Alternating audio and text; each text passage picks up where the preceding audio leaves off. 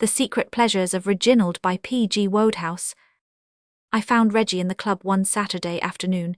He was reclining in a long chair, motionless, his eyes fixed glassily on the ceiling. He frowned a little when I spoke. "You don't seem to be doing anything," I said. "It's not what I am doing, it's what I am not doing that matters." It sounded like an epigram, but epigrams are so little associated with Reggie that I ventured to ask what he meant. He sighed. "Ah well," he said, "I suppose the sooner, I tell you, the sooner you'll go. Do you know Bodfish?" I shuddered. "Wilkinson, Bodfish, I do." "Have you ever spent a weekend at Bodfish's place in the country?" I shuddered again. "I have." "Well, I'm not spending the weekend at Bodfish's place in the country." "I see you're not, but—" "You don't understand. I do not mean that I am simply absent from Bodfish's place in the country. I mean that I am deliberately not spending the weekend there. When you interrupted me just now, I was not strolling down to Bodfish's garage, listening to his prattle about his new car." I glanced around uneasily. "Reggie, old man, you're not this hot weather." "I am perfectly well, and in possession of all my faculties. Now tell me, can you imagine anything more awful than to spend a weekend with Bodfish?" On the spur of the moment I could not.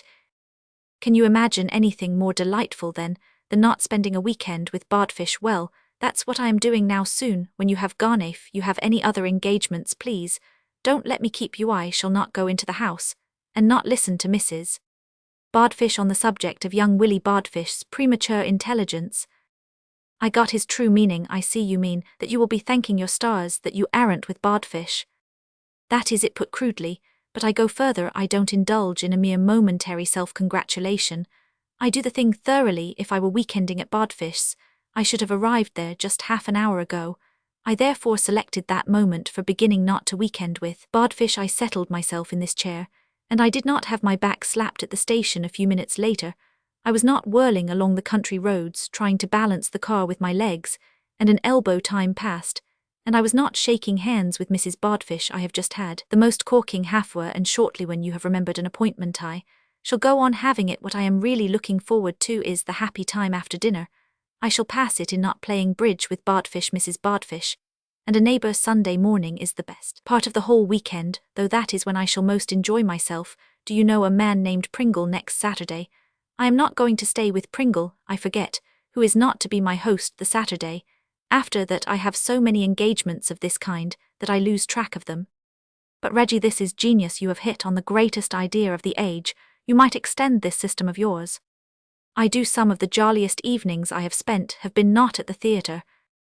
I have often wondered what it was that made you look so fit and happy. Yes, these little non-visits of mine pick me up and put life into me for the coming week. I get up on Monday morning feeling like a lion. The reason I selected Bodfish this week, though I was practically engaged to a man named Stevenson who lives out in Connecticut, was that I felt run down and needed a real rest. I shall be all right on Monday." "And so shall I said, sinking into the chair beside him. "You're not going to the country?" he asked regretfully.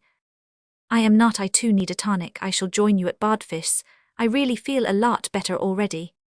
I closed my eyes and relaxed, and a great peace settled upon me.